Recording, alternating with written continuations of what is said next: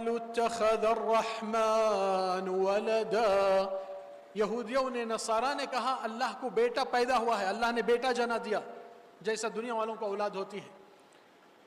جواب کیا آیا؟ لقد جئتم شيئا إدا تكاد السماوات يتفطرن منه وتنشق الأرض وتخر الجبال هدا أن دعوا للرحمن ولدا۔ تم لوگ ایسی بات کرتے ہیں کہ اللہ کو اولاد کی ضرورت ہے، شریک کی ضرورت ہے، ایسوسیٹ کی ضرورت ہے، تم اتنی بڑی بات کہتے ہیں اللہ پر۔ لقد جئتم شيئا إدا، ایسی بات سے آسمان پھٹ پڑے گی، زمین تم کو دھسا دے گی، پہاڑیں اونچائی سے ٹوٹ پڑ کے نیچے گریں گے کہ تم لوگ اللہ کی توہین اس طرح کرتے ہیں۔ اللہ اکبر، آسمان زمین پہاڑوں کو غیرت ہے اللہ کی وحدانیت پہ، اور یہ جو کہتا ہے میں مسلمان ہوں، میں موحد ہوں، یہ مردہ ضمیر سے کیسے جیتا ہے؟ اس مرد حضرات سے پوچھئے، ارے بھائی اگر آپ کی بیوی ایک دن آپ کو ایسا کہہ دے کہ میں آپ کی بھی بیوی ہوں، آپ اس کو رکھتے؟ میری بھی بیوی یعنی کیا مطلب؟ میرے علاوہ اور بھی شوہر ہے، جا اس کے پاس، جا دفع ہو جا، میرا وہ صورت نہیں دکھانا۔ کیوں؟ شرک برداشت نہیں ہوتا، میرے ساتھ کسی اور کو جڑاتی ہے۔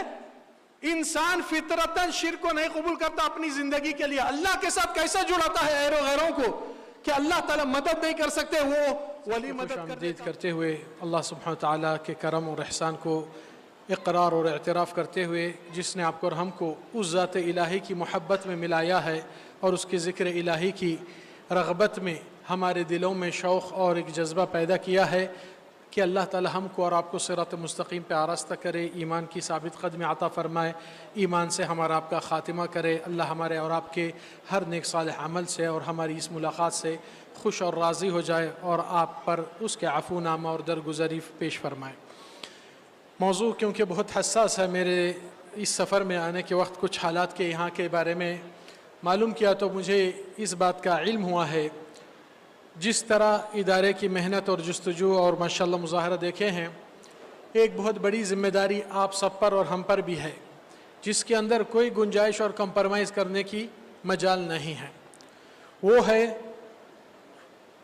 توحید کے علمدار اس زمین پر جو موحد اور رسالت توحید اور سنت نبی صلی اللہ علیہ وسلم کو اپنا کر اپنی ذمہ داری کھاندوں پر لے کر چلتے ہیں، ان کو نہیں چاہیے کہ اس مشن کے اندر کمزوری اور سستی اور خواہش پرستی آ جائے۔ وہ کیسے؟ سب سے بڑا حق اللہ تعالیٰ کا آپ پر اور ہم پر، ان یعبدوہ ولا یشرکوا بہ شیئا، اللہ تعالیٰ واحد لا شریک کی بندگی کیا جائے اور اللہ کے سوا کسی کو شریک اور دخیل نہ مانے۔ یہاں پر بہت سے ماحول میں ہر ایک کے پاس دوستانہ، رشتہ دار، پڑوس، دوست احباب، ملاقاتیاں، جس سے کاروبار، اسٹوڈنٹ کے کلاس میٹ، شرک کرنے والے آپ کے ساتھ آس پاس میں موجود ہے، اور آپ ذری سی غیرت مندی احساس پیدا کر کے اس ذمہ داری کو نبھانا فرض ہے۔ آرڈر اللہ کا جب آتا ہے تو اس میں چوائس کی حیثیت سے، اختیار کی حیثیت سے مت لیجئے۔ اللہ کا آرڈر یعنی کہ آرڈر، دنیا کا ہائی کورٹ کا آرڈر آتا ہے، لوگ اس کو اپنے آپ کو اس کے حوالے کر لیتے ہیں۔ یہاں پر رب العزت ذوالجلال کا وَقَضَى رَبُّكَ أَلَّا تَعْبُدُوا إِلَّا إِيَّاهُ، اللہ نے قضات فیصلہ کر چکا ہے پروردگار کہ اللہ کے سوا کسی کی بندگی نہ ہو، اور اس کے بعد والدین کے ساتھ حسن سلوک کیا کرو۔ تو کہنے کا مقصد یہ ایک فرض معاملہ ہے، اس میں آپ اور ہم زیادہ کوتاہی اور سستی اور کاہلی اور دیر کرنا کوئی ہمارے اور آپ کے فیور میں معاملہ ہونے والا نہیں، بلکہ ہمارے لیے پریشانی کا باعث ہوگا، کیونکہ اللہ تعالیٰ فرمائے وَقِفُوهُمْ إِنَّهُمْ مَسْئُولُونَ، ان سب کو ٹھہر کر روکایا جائے جب تک کہ ان سے پوچھ تاچھ اور سوال جواب نہ ہو، حساب نہ ہو۔ اب آپ لوگ اس چیز کی فکر نہیں کریں، زندگی میں دنیا والوں کے ساتھ جیتے جیتے ضرورت دنیا والے خواہش عیش و آرام دیکھتے ہیں، دکھاتے ہیں، اور اکثر آفت موبائل کے ذریعے سے لوگ اس کے سامنے جتنا لمبا سجدہ کرتے ہیں شاید اللہ کے سامنے اس کا پاؤں بھی نہیں کرتے ہیں الا ماشاءاللہ۔ کہنے کا مقصد کہ یہاں پر آپ دیکھ سکتے ہیں کہ اللہ سبحانہ وتعالیٰ کی بندگی میں حق اور فرض اور آرڈر، کلمہ شہادت لا الہ الا اللہ، अल्लाह के सिवा कोई बरहक लायक इबादत नहीं। सवाल कि आपकी हस्ती और एतबार से अगर आपको कोई गाली गलौज देता है या किसी ऑटो पर आप देखते हैं कि आपकी तस्वीर भी है, उसके नीचे कुछ गुस्ताखी या कुछ गाली या कुछ तौहीन की जाती, आपको मालूम आपका रद्द जवाब ये होता है कि उसको रोक कर या उसके ऊपर केस करके उसका खून खराबा भी कर सकते हैं। मुझे गाली देता है, बस्ती में बदनाम करता है, ये मेरी शान से खिलाफ है, मेरे शान के खिलाफ, क्योंकि नाहक मुझे बेइज्जत कर रहा है। और वही ऑटो पर अगर आप देखेंगे KGN, अल्लाह ताला के सिवा कोई दूसरे बंदों को नवाजने वाले इकरार किया जा रहा है या अल्लाह के सिवा गैरुल्लाह की तलब की जा रही है, आपको कोई परवाह दर्द नहीं होता है, ना एहसास होता है कि नहीं मुझे तो नहीं दिए ना गाली, ये अल्लाह को गाली दे रहा है, नऊज़ुबिल्लाह। तो फिर आप कई के मोमिन हैं, गैरत कहाँ चले गई आपकी? एक गैरत होती है, इंसान अपनी बीवी को भी हिजाब पर्दा करता है कि वो मेरी बीवी है, किसी की नहीं, तो उसके ऊपर इतने पाबंदियाँ और महरम गैर महरम इतना मामला आप लेके चलते हैं, तो यहाँ पर अल्लाह की तौहीद की तौहीन हो रही है और आपको ज़रा भी सर का बाल पे एक जू नहीं चलती है सर पर।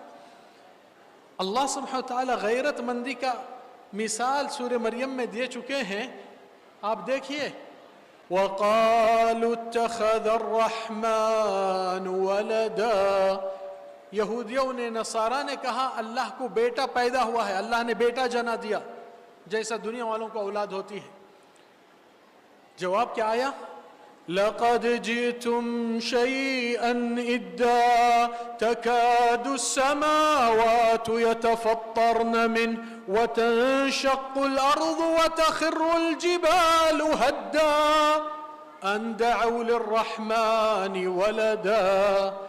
तुम लोग ऐसी बात करते हैं कि अल्लाह को औलाद की जरूरत है, शरीक की जरूरत है, एसोसिएट की जरूरत है, तुम इतनी बड़ी बात कहते हैं अल्लाह पर। लक़द जितुम शैअन इद्दा, ऐसी बात से आसमान फट पड़ेगी, जमीन तुमको धंसा देगी, पहाड़े ऊंचाई से टूट पड़ के नीचे गिरेंगे कि तुम लोग अल्लाह की तौहीन इस तरह करते हैं।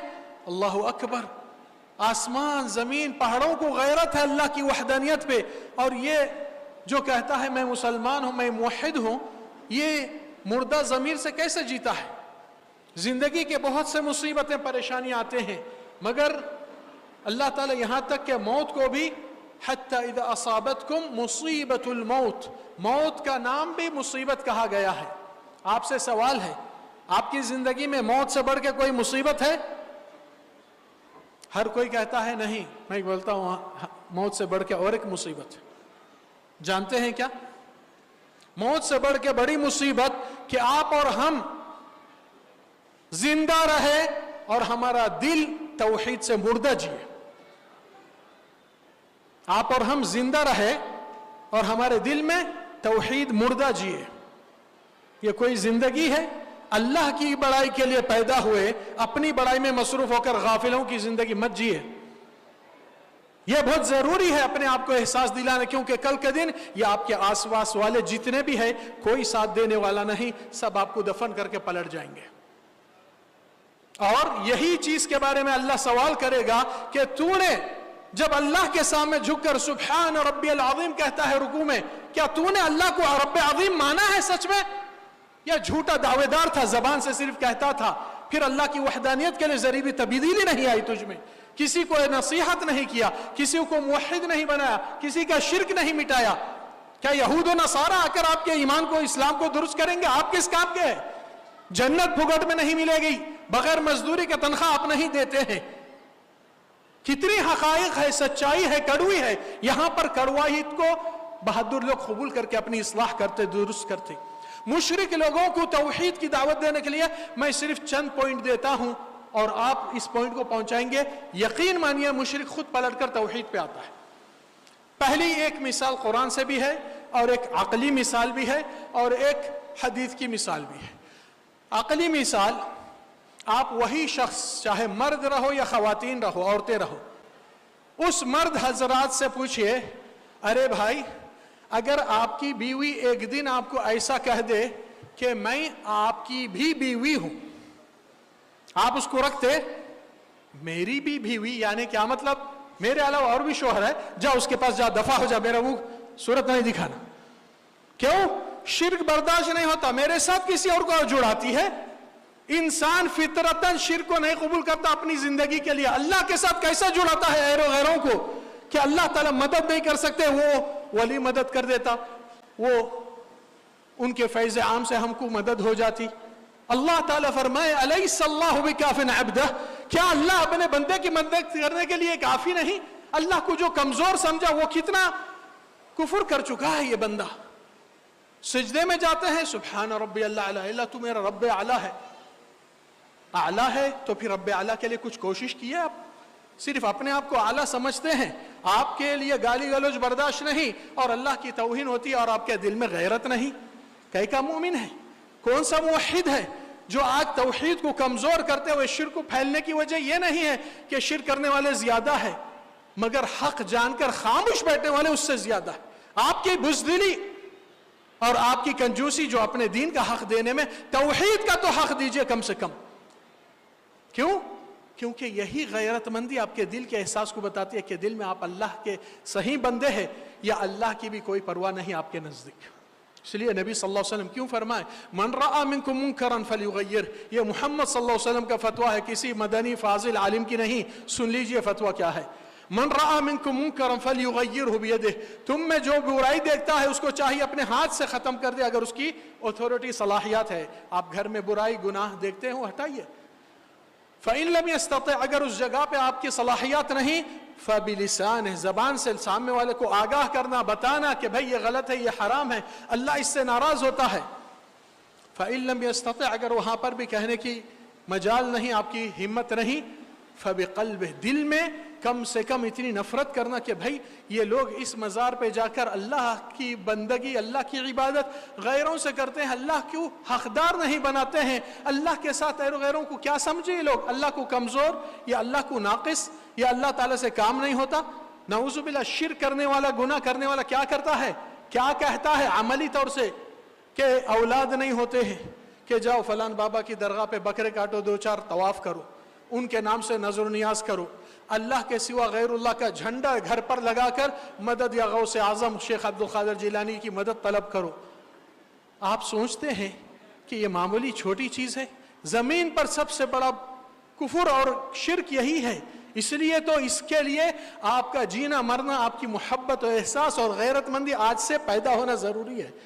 یہ شرک کو دیکھے تو آپ گوارا نہیں کرنا دل میں کہ اللہ، یہ کہتے ہیں اللہ تم ہمارے لیے ناچیز بیکار ہو گئے، دوسرے سب ایجنٹ ہے ہمارا کام کر دیتے، آپ کی ضرورت ہی نہیں. تو پھر یہ بندہ سجدہ رکوع نماز کیوں پڑھ رہا ہے؟ جب اللہ کا مقامی نہیں تو پھر اس کی کوئی اہمیت نہیں. آپ وہی بیوی سے پوچھئے، اگر بیوی سوچتی ہے کہ شوہر کہہ دے کہ بھائی میں ایک دوسری شادی کرنے والا ہوں، آپ پر ایک سوکن لانا ہوں، یہ سوکنوں کا رشتہ قبول کرتے ہیں؟ قیامت اٹھ جاتی آپ کی ہے اس دنیا میں. حقیقت ہے یہ فطری انسانی طور سے یہ شراکت کو کوئی قبول نہیں کرتا انسانوں میں. اور پھر حجت کیا کہتے ہیں؟ نہیں ہمارے باپ دادا غلط تھے کیا؟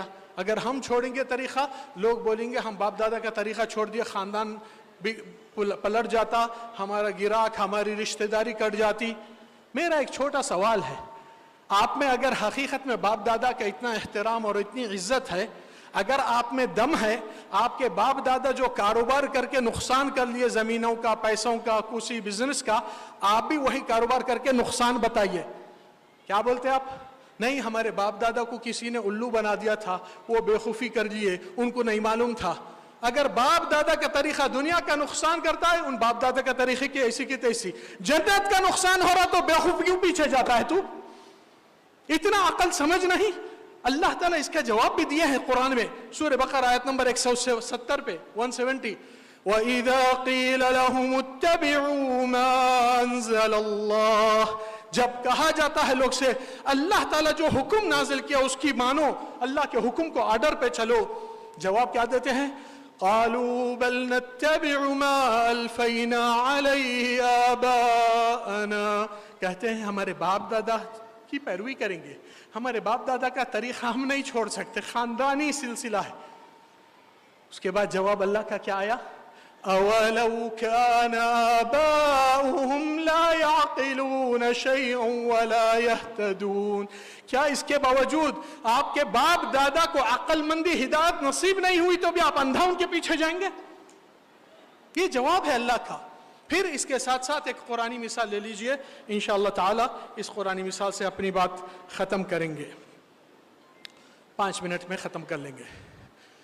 آپ دیکھتے ہیں کہ لوگ اللہ کے سوا غیروں کی جو مدد طلب کرتے ہیں نا، انبیاء اولیاء کے نام سے. تھوڑا بھائی یہ توحید کا معاملہ ہے، ذرا غور سے سنیے. اللہ کے نبی صلی اللہ علیہ وسلم کو قرآن مجید میں آیت نمبر 214 پر حکم آیا ہے اللہ رب العزت کا. آپ قرآن کھول کر دیکھیے رب العالمین نبی کو کیا خطاب فرمائے، فَلَا تَدْعُ مَعَ اللَّهِ إِلَٰهًا آخر. اے محمد صلی اللہ علیہ وسلم اپنے حل مشکلات کے لیے، انجائے حاجات کے لیے، ضرورات کی تکمیل کے لیے، مددگاری کے لیے، پالنہاری کے لیے اللہ کو پکارتے ہوئے کسی اور کو پکاریں گے، لَتَكُونَنَّ مِنَ الْمُعَذَّبِينَ. اے محمد صلی اللہ علیہ وسلم آپ کو بھی ان کے ساتھ ٹھہرایا جائے گا جو عذاب میں ٹھہریں گے. اگر محمد صلی اللہ علیہ وسلم کے لیے خطاب ہے تو دوسروں کے لیے کہاں سے بخشش ہوگی؟ چلے اور ایک مثال لے لیجئے. یہ مثال سے انشاءاللہ بات سمجھ میں آتے ہیں. جس کو بھی سمجھانا ہے چاہے تو آپ اس کی ویڈیو بھی کلپ بنا کر بھیج سکتے ہیں. واقعہ نبی صلی اللہ علیہ وسلم کے زمانے کا جو حدیث میں آپ کو سنا رہا ہوں. نبی صلی اللہ علیہ وسلم کے پاس ایک منافق کا سردار تھا، عبداللہ بن ابی بن سلول. وہ منافق کا سردار کا انتقال ہو جاتا ہے. انتقال ہونے پر ان کا بیٹا صحابی تھا، منافق نہیں تھا. وہ بیٹا آیا اور کہا اے اللہ کے نبی میں آپ کے سامنے 2 درخواست لے کر آیا ہوں. سنیے بھائیو کیا کہہ رہا ہے یہ صحابی نبی صلی اللہ علیہ وسلم سے کہ اللہ کے نبی میرے والد صاحب کا انتقال ہو گیا ہے، میں آپ سے 2 درخواست لایا ہوں. پہلی درخواست کہ اے محمد صلی اللہ علیہ وسلم آپ جو قمیص مبارک پہنے ہیں آپ کے بدن پہ ہے، یہ قمیص مبارک میں چاہتا ہوں ابو کو کفن پہناؤں. اور دوسری درخواست آپ خود تشریف لائیے، جنازے کی امامت کیجئے، محمد صلی اللہ علیہ وسلم کی امامت. نبی صلی اللہ علیہ وسلم گئے، اپنا قمیص مبارک اتار کر دے دیے، اسی میں اس کو کفن پہنایا گیا. پھر رسول اللہ صلی اللہ علیہ وسلم خود تشریف لائے جنازے کی نماز کی امامت کے لیے. اب محمد صلی اللہ علیہ وسلم سید الانبیاء سید الاولیاء سارے کائنات کے سرفہرست شخصیت ہے، ان کے ہی قمیص میں اس کو دفن کیا جا رہا ہے، کفن بنایا گیا، اور نبی صلی اللہ علیہ وسلم نماز جنازے کے لیے حاضر ہے. وہاں پر عمر فاروق رضی اللہ عنہ بیچ میں ٹھہر گئے اور کہنے لگے اللہ کے نبی ہرگز اس منافق پر آپ نماز جنازہ مت پڑھیے، نہیں تو سارے منافقین کی ہمت افزائی ہو جائے گی کہ ہم منافقت کی چال چلن کریں گے اور نبی کی دعا بخشش ہو جائیں گی. تو نبی صلی اللہ علیہ وسلم عمر کی رضی اللہ عنہ کی بات نہیں مانے اور آگے بڑھے، بولے عمر آپ کون ہوتے مجھے روکنے والے؟ نبی صلی اللہ علیہ وسلم امامت کی ہے. اب جنازہ کی نماز کی امامت محمد صلی اللہ علیہ وسلم سید الانبیاء سید الاولیاء. دعا کون کر رہے ہیں؟ محمد صلی اللہ علیہ وسلم. دعائے مغفرت، دعائے رحمت میت کے لیے، اور میت نبی کے قمیص میں کفن میں بنایا گیا ہے. آپ کو معلوم نبی صلی اللہ علیہ وسلم اس جنازے کی نماز سے سلام پھیرتے ہی آپ قرآن کھول کر دیکھیے آیت نمبر 80، سورہ کا نام سورہ توبہ. حکم کیا آیا جانتے ہیں؟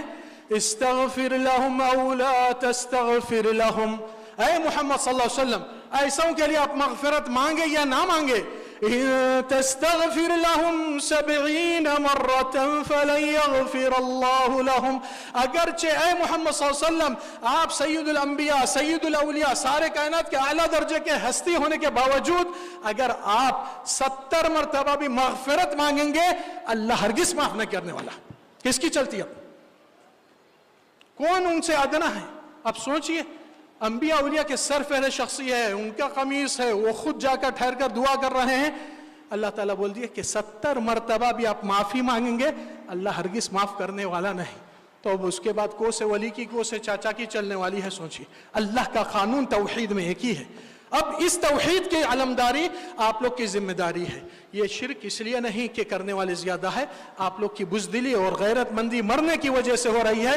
امید ہے کہ آئندہ साल में अगर जलसा होगा तो ये जगह बिल्कुल नाकाफ़ी रहेंगी। आप लोग की मेहनत से इंशाअल्लाह, दावत से और गैरतमंदी, क्योंकि ये बड़ा गुनाह है, इसके लिए तौबा करना ज़रूरी है कि हम अल्लाह तेरी बड़ाई छोड़कर अपनी बड़ाई के लिए जीना शुरू कर दिए थे। अल्लाह हमारी इस गफलत से बचा कर बेदार करे और रब्बुल आलमीन इस इदारे को हमेशा शाद व आबाद करे और ज़िम्मेदारों को तौफीक दे नेक सालेह अमल की। और ख़वातीन को, बच्चियों को भी, औरतों को भी मैं कहता हूँ, ये बड़ी खुशखबरी है, एक नेकी है जो मर्द हजरात को नहीं मिलती है, ख़वातीन को हमेशा नसीब होती है। जो ख़वातीन अपने इस्लाम की बुरखा और हिजाब पर्दा करके निकलती है।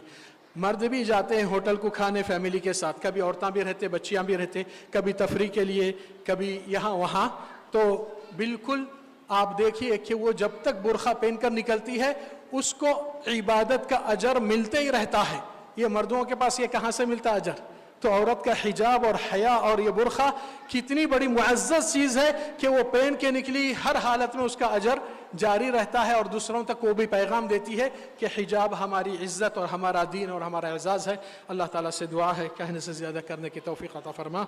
अक़ूलु मा तस्मऊन व अऊज़ु बिल्लाहि अन उज़क्किर बिहि व अंसा व आखिरु दअवाना अल्हम्दुलिल्लाहि रब्बिल आलमीन।